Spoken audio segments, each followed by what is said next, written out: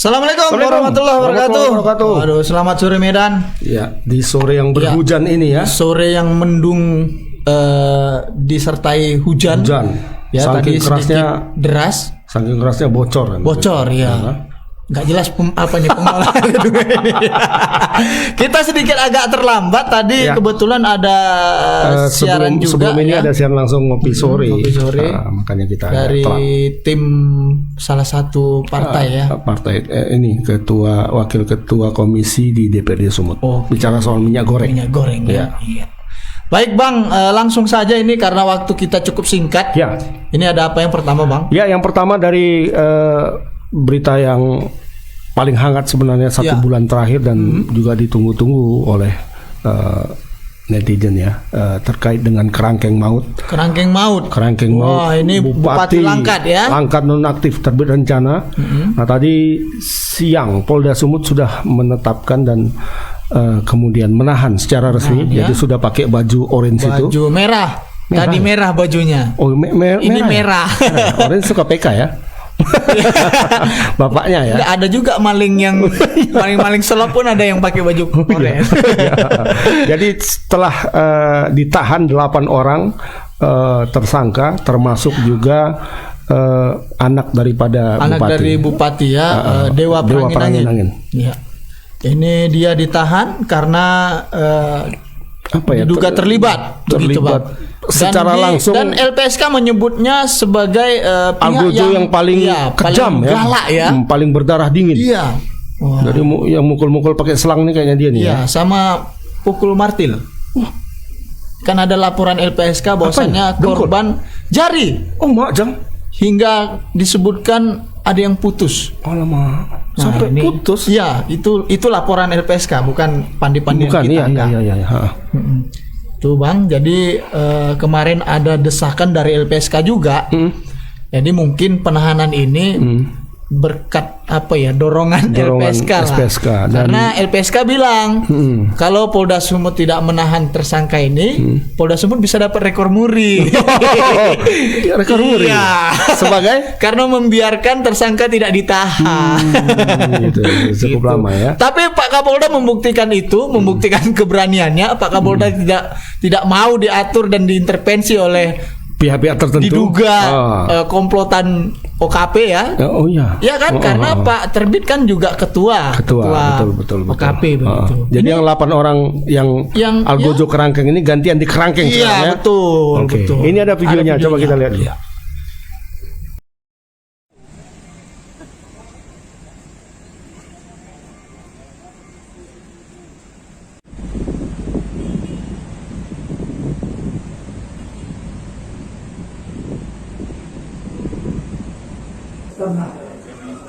Jadi sesuatu yang bagus.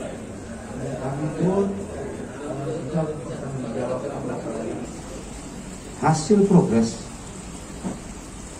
penyelidikan sampai dengan penyidikan terkait temuan kerangkeng di rumah ex Bupati Langkat, Saudara TRP, ya, TRP. Sebagaimana teman-teman ketahui, masyarakat ketahui, penyidik selama ini sudah mulai sejak ditemukannya kerangkeng tersebut sudah melakukan langkah-langkah yang harus dilakukannya, baik itu sebagai penyelidik maupun penyidik.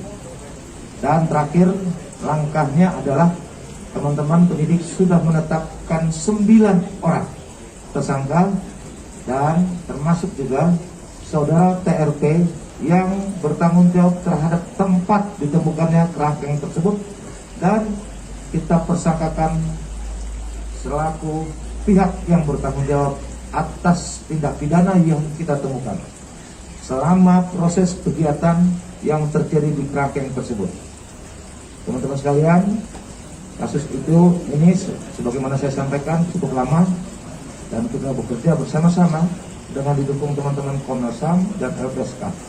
Semua temuan teman-teman semua berjalan dari tim penyidik Polda, LPSK, teman-teman Komnas HAM itu saling melengkapi untuk mempercepat proses penyelesaian perkara.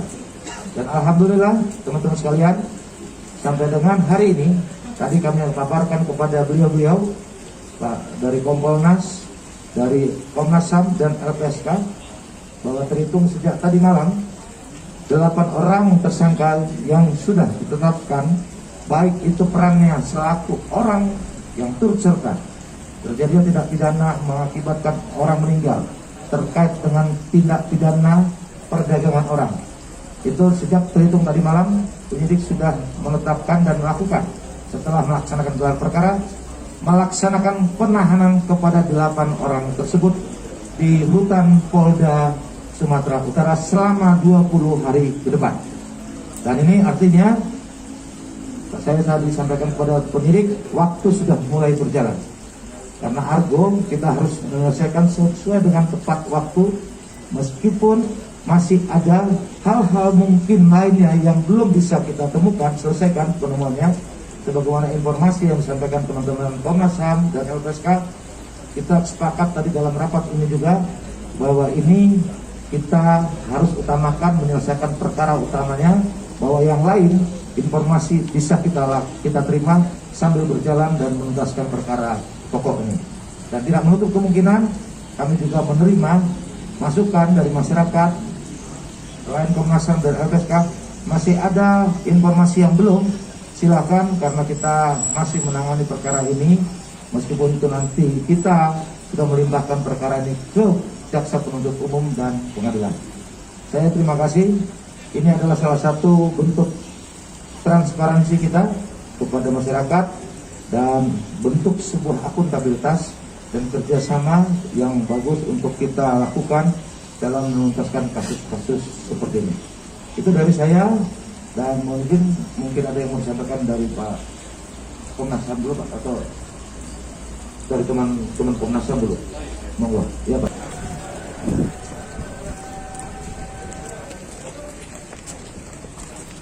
Dewa.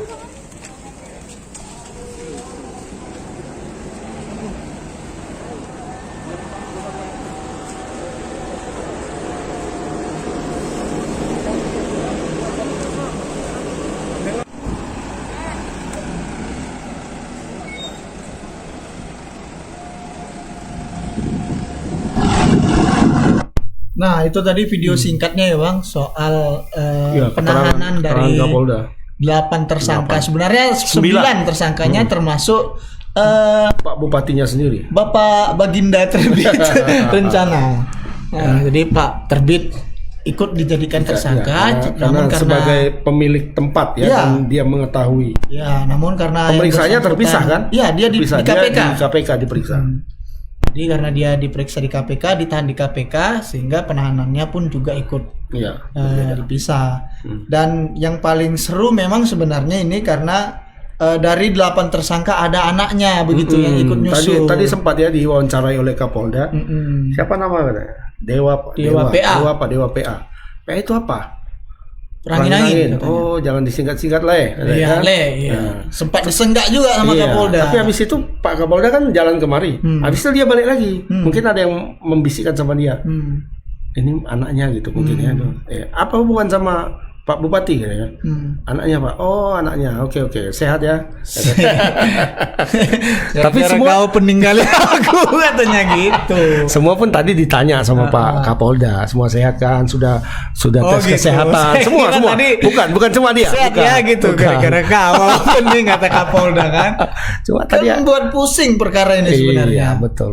Apalagi ada kemarin disebut-sebut melibatkan 5 oknum polisi begitu Dan kan.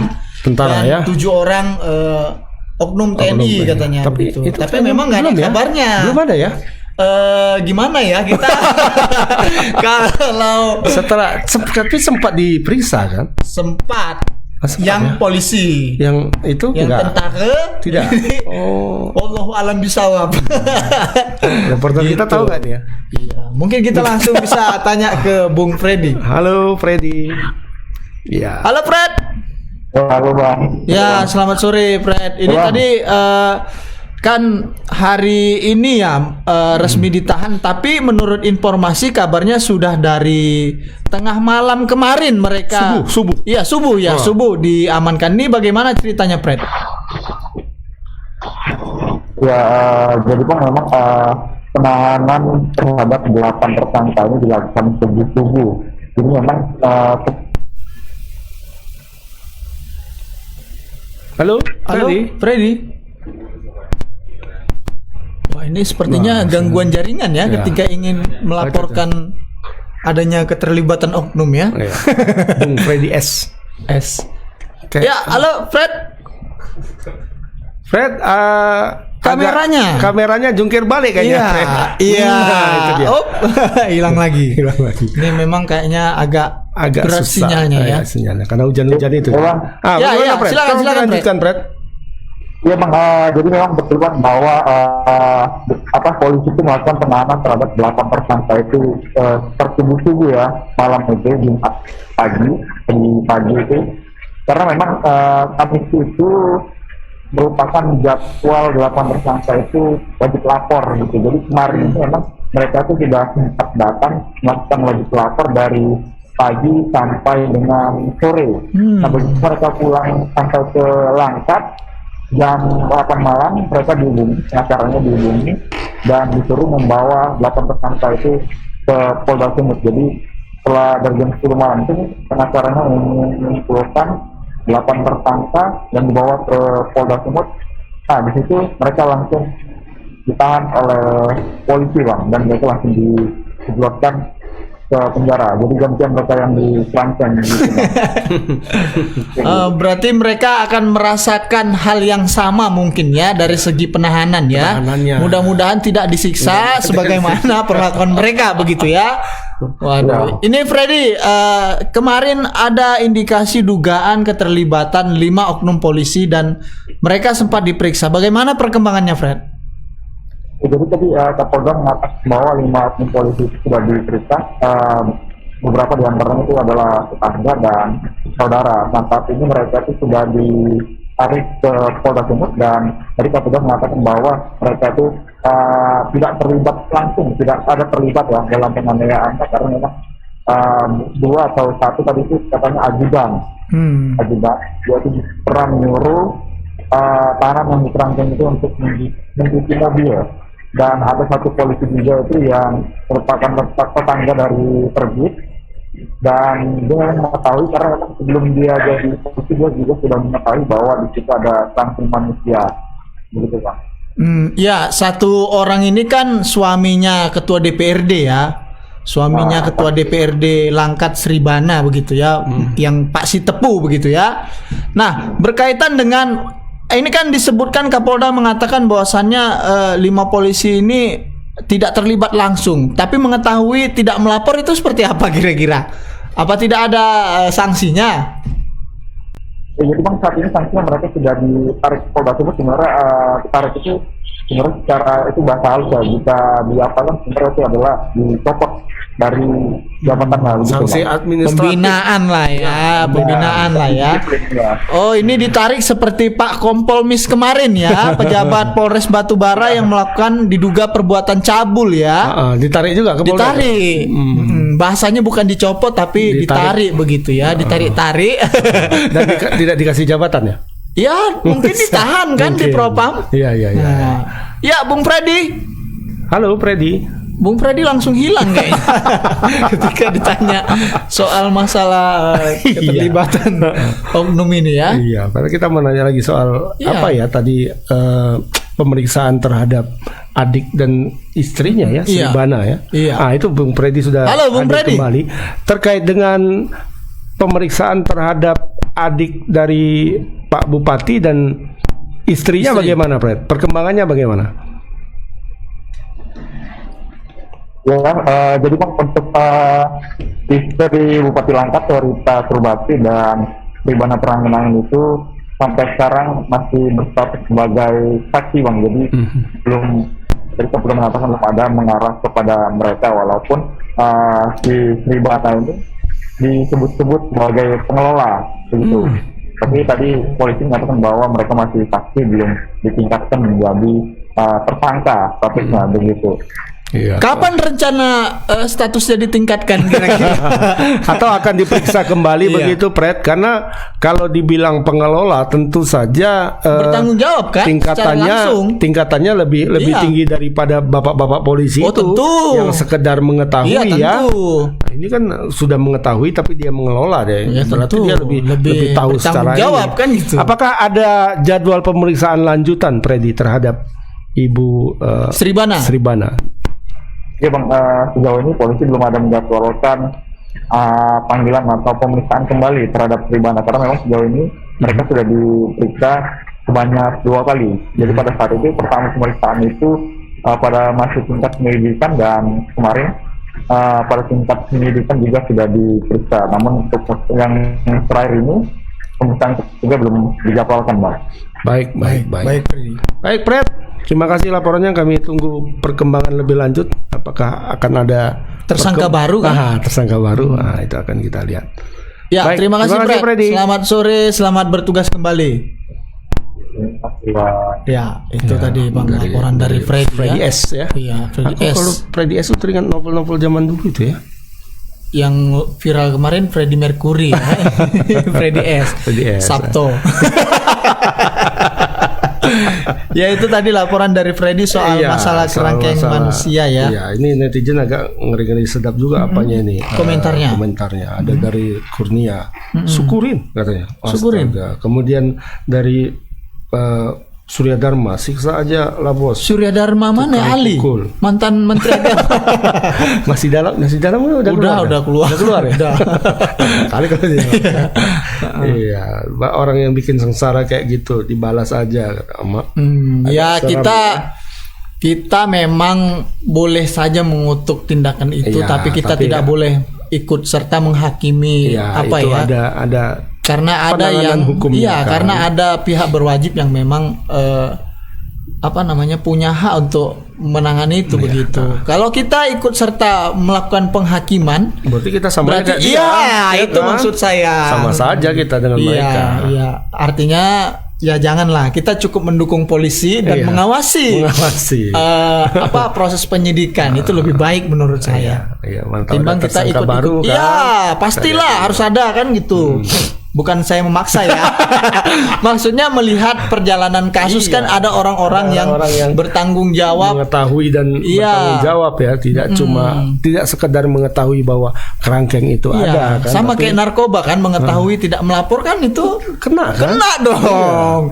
Pasal 131 kalau nggak salah saya. Ini kan gitu juga barangkali, mengetahui adanya tindak pidana tapi tidak melaporkan kan, ini sangat, apalagi sampai ada yang mati gitu kan. Nah ini bahaya nih. Pastilah pengelola bisa kena kan, minimal jadi tersangka gitu.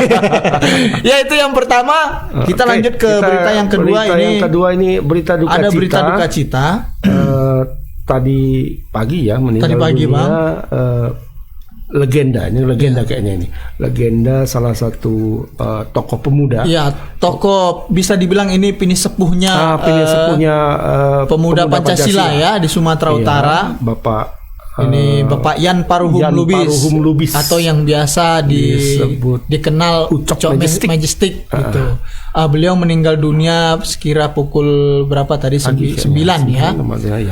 Jadi karena memang sudah sepuh, tua juga begitu sepuh. Kan, dan meninggalnya juga memang karena meninggal orang tua gitu ya. Dan memang meninggal di waktu yang cukup karomah di saat Ramadan ya. Mudah-mudahan beliau juga kabarnya sudah lama hijrah kan? Iya, lebih fokus kepada ibadah gitu, mengurus masjid gitu ya.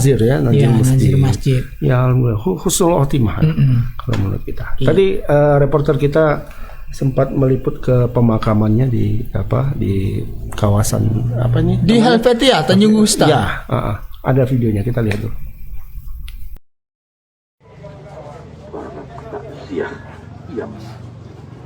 Rahimahullah.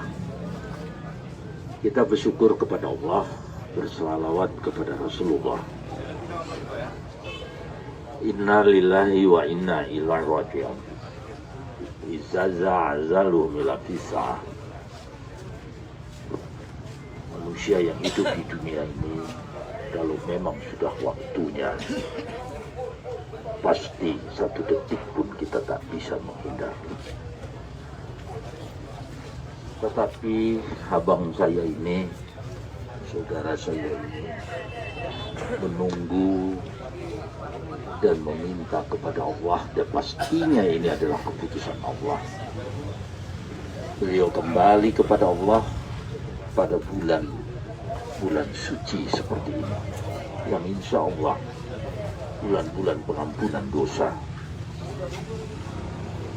Kita semuanya mendoakan hal itu. Saya kenal beliau, insya Allah saya kenal jauh sama beliau. Pada tahun 77, 78, 79, saya bersama beliau. Walaupun usia cukup jauh saya sama beliau. Sehingga saya tahu di tahun-tahun itu pasti yang masih muda-muda ini paling hanya mendengar. Tahu semua apa yang bersama-sama kami lakukan. Dan insya Allah di akhir-akhir semua tahu bahwa beliau sudah banyak melakukan kegiatan yang jauh lebih baik. Saya paham dan saya mengerti itu. Dan kita semuanya mendoakan ini. Dan insya Allah di bulan yang suci ini, inilah Allah mengabulkan doa-doanya. Dan termasuk kita mendoakan kepada beliau. Akhir kata, saya mengucapkan selamat jalan abangku, saudaraku. Kami semua menyayangi engkau. Engkau orang hebat. Kami tahu semua itu. Saya mengajak saudara-saudara saya kita semua mengirim Al-Fatihah kepada beliau. Ilahi atauti Nabi Mustafa Muhammadin sallallahu alaihi wasallam, al khususun semua arwah hajian baruhum lubis, atau yang tahu adalah domestik bin baruhum lubis. Al-Fatihah.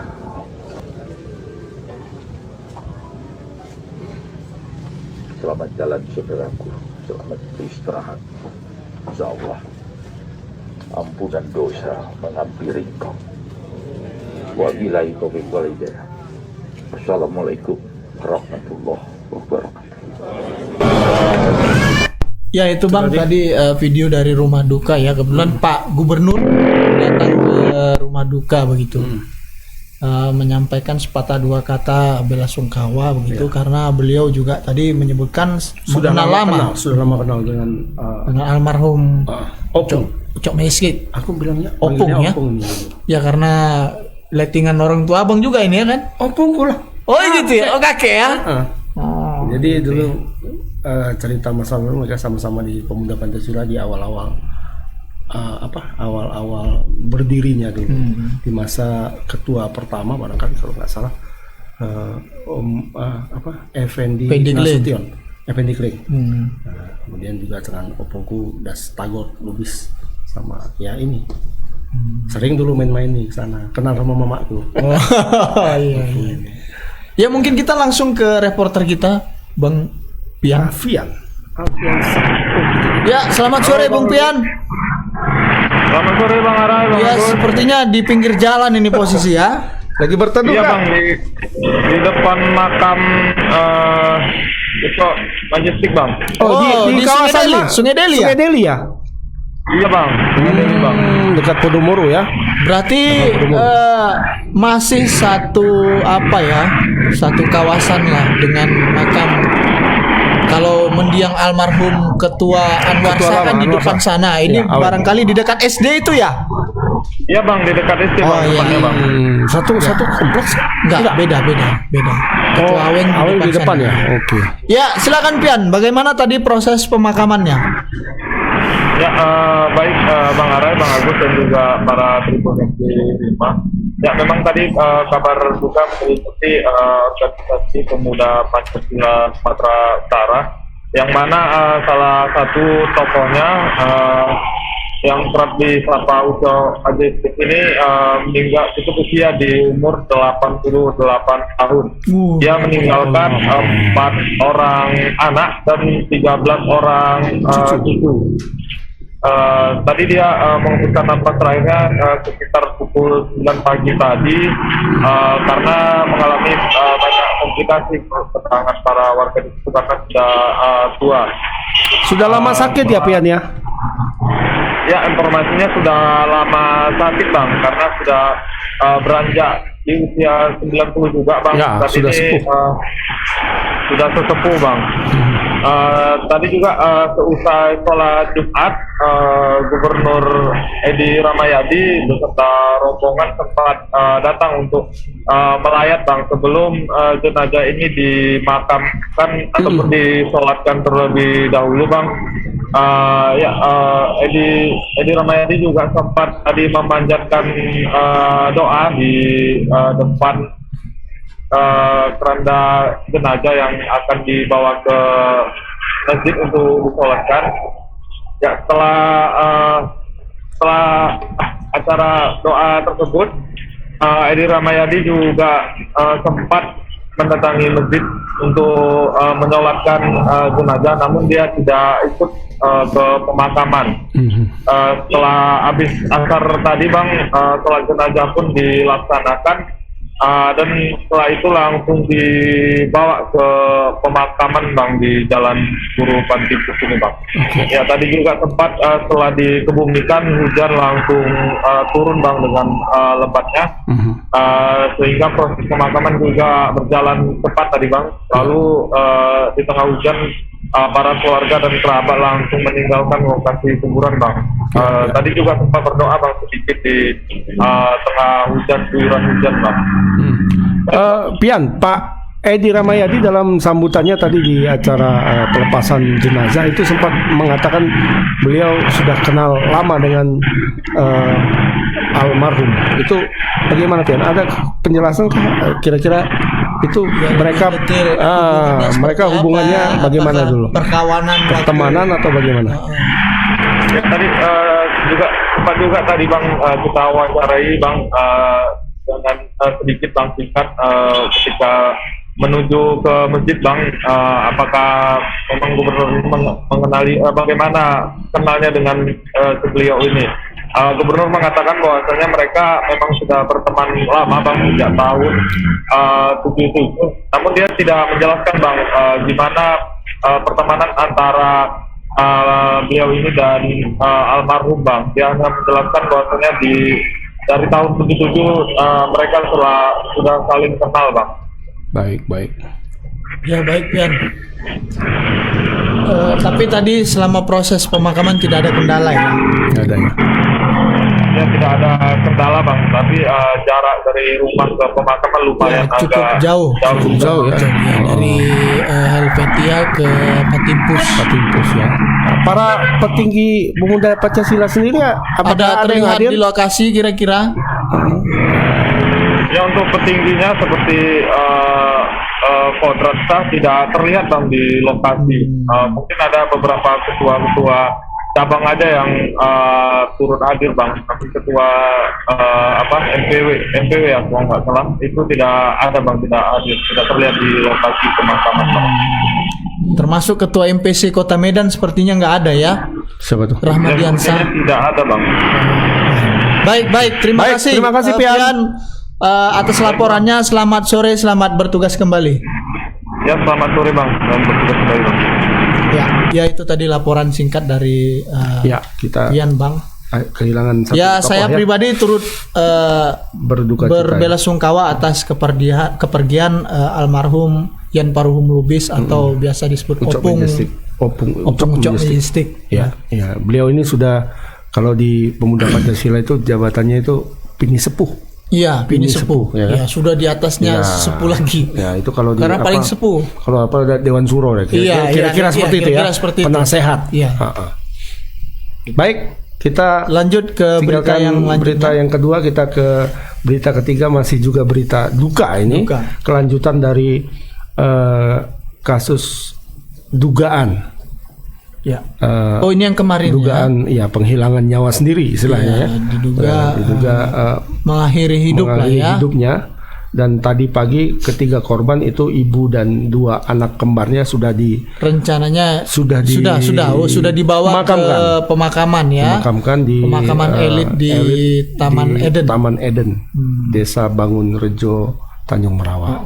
Ini perkembangan terbarunya hari ini jenazah ketiganya dimakamkan begitu ya, kan? Dan kemudian juga ada hasil sementara lah. Hasil sementara penyelidikan polisi otopsi ya. Kok visum?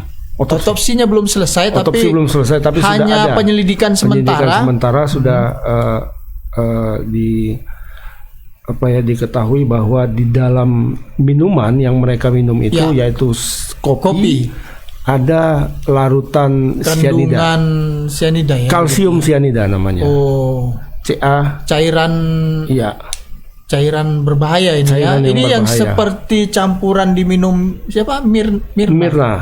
Kasus Mirna ya. Kopi Vietnam itu. Tapi yang diminum Mirna itu pure dia sianida, ini tidak. Tapi ada kandungan sianidanya juga sedikit. Sama juga bahayanya. Iya.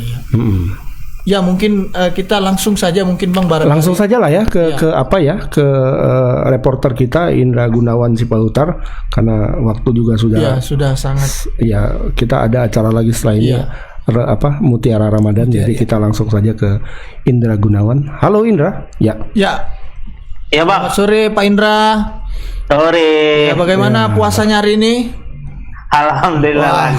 Kayaknya puasanya berkah ya Senin ya. Wajahnya. Pak Indra saya lihat seperti Thompson ya, film kartun itu. Ya baik, Pak Indra, ini tadi kita mendapat informasi bahwasannya hari ini pertama itu ketiga jenazah sudah dimakamkan ya kan. Kemudian polisi menyebutkan bahwasannya dugaan sementara ini memang murni karena korban dan kedua anaknya itu meminum racun begitu. Dan kemudian polisi juga masih melakukan pemeriksaan terhadap ponsel dari korban. Nah, ini seperti apa Pak Indra? Silakan Pak Indra.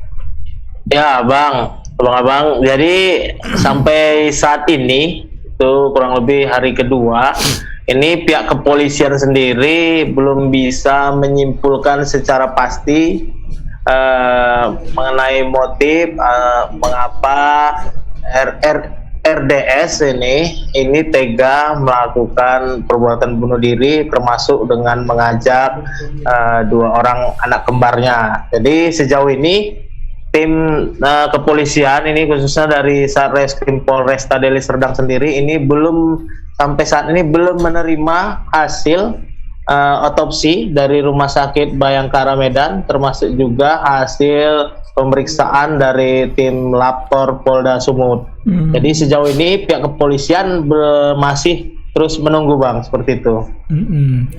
Nah, ini berkenaan dengan masalah penyebab utamanya kira-kira. Betul itu CN berapa tadi? NaCN. NaCN. Ya, natrium sianida. Ya, terkait racun ini Bang, ini pihak kepolisian juga merasa belum dapat menyimpulkan secara spesifik kepada awak media karena memang mengenai racun ini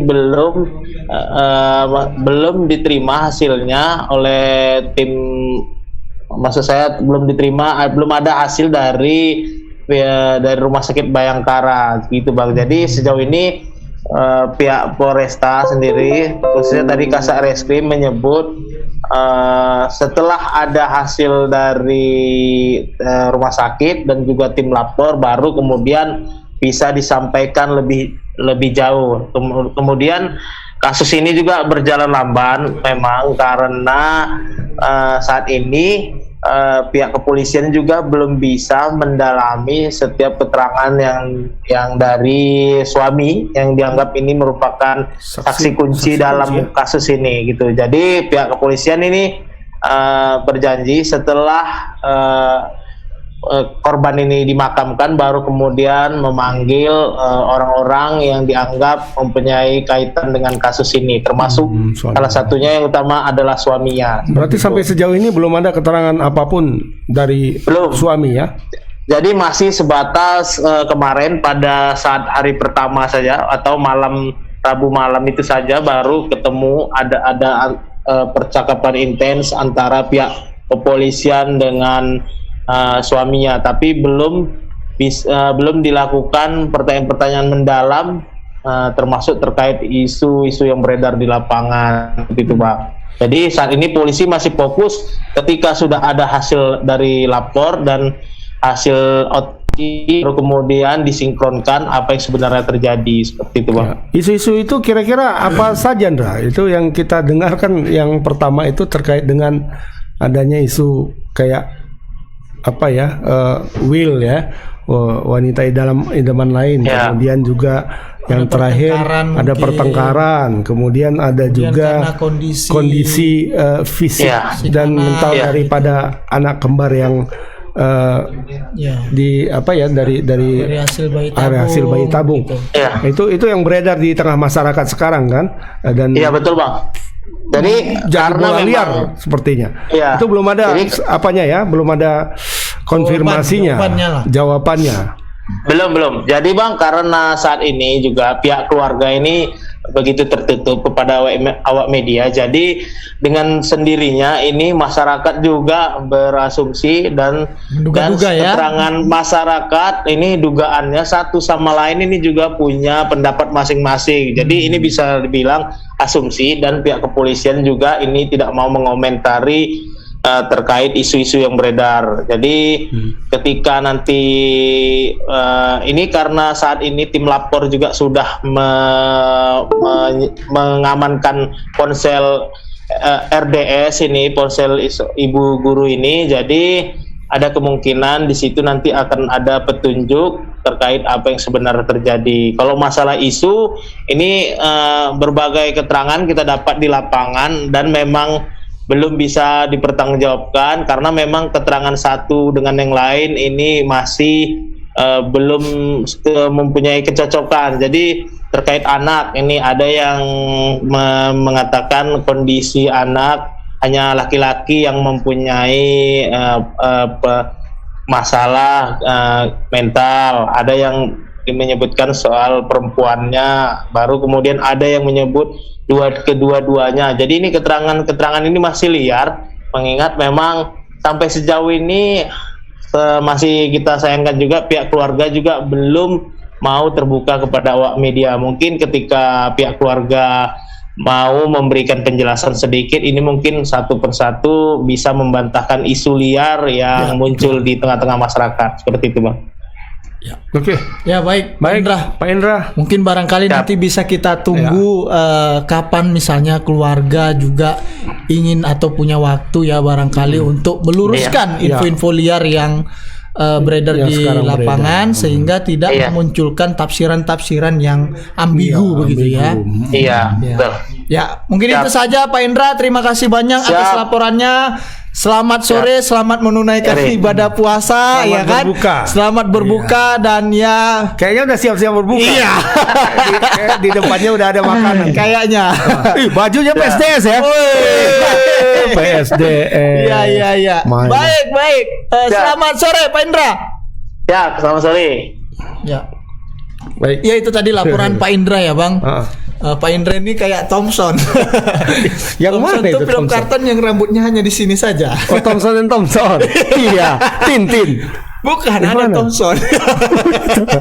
Rambutnya di sini aja.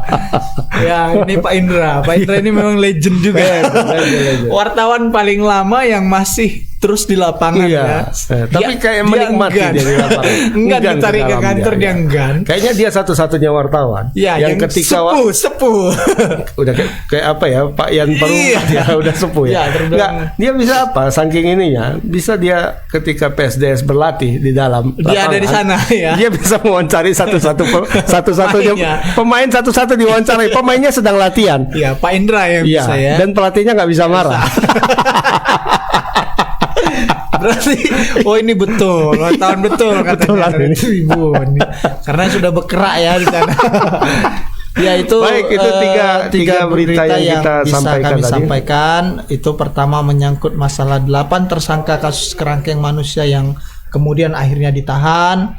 Kemudian ada yang kedua, berita duka cita menyangkut kepergian sesepuh pemuda Pancasila Sumatera Utara, almarhum Yan Paruhum Lubis atau yang biasa disapa Ucok Majestic. Ya, kita berdoa agar beliau diterima di sisi Allah Subhanahu wa taala ya. Kemudian berita ketiga juga menyangkut perkembangan dari kasus adanya seorang ibu bersama 2 anak kembarnya meninggal dunia dalam kondisi yang memang mengenaskan di rumahnya begitu ya. Nah, itu 3 berita yang bisa kami sampaikan. Mungkin lebih dan kurang kami mohon maaf ya Bang, dan kami mengucapkan selamat berbuka puasa dan tetap jaga kesehatan juga ya. Bagi sekarang ini cuaca di luar agak kurang menentu ya, bagus. Sebentar panas betul, habis itu tiba-tiba hujan. Nah, di tengah kondisi bulan Ramadan ini ya kan, kita juga mengimbau agar berhati-hati kepada semua masyarakat karena Bang, di tengah bulan Ramadan juga kejahatan masih makin marak ya kan. Barangkali ada begal, ada macam-macam kan, maling juga dan maling sekarang mulai marak lagi nih, maling di kompleks-kompleks. Iya. Khususnya jelang-jelang sahur biasa mereka beroperasi ya. Modusnya bangunin sahur gitu ya. Tapi bawa linggis. Nah, ini yang pokoknya yang di luar nampak angkat ya. Kayak apalah santai ya. Bawa goni. Sedikit-sedikit ngambilnya nggak banyak-banyak. Tapi rutin. Sepeda. Iya. Sepeda gawat juga tuh. Makanya ini kan? harus berhati-hati. Juga kita mengingatkan kepada kalangan remaja-remaja pecahan botol ya. Ya, jangan kurang-kurangilah asmara subuh itu lebih baik ya di masjid aja di masjid lah tadarusan gitu ya. Nggak usah sampai yang balap-balapan, main petasan ya kan, karena kejadian di Tanjung Balai kemarin karena asmara subuh kebut-kebutan meninggal dunia dengan kondisi kepala pecah. Kan menjadi satu kenangan yang buruk bagi keluarganya kan gitu ya. Iyalah, bagi keluarganya ketika mereka teringat tahun depan nanti anakku meninggal ya kan nggak enak ya. Ya, itu ya yang bisa kami sampaikan. Sekali lagi terima kasih sudah mengikuti segmen Selamat Sore Medan dari awal sampai dengan akhir. Akhir kata kami ucapkan Assalamualaikum warahmatullahi wabarakatuh.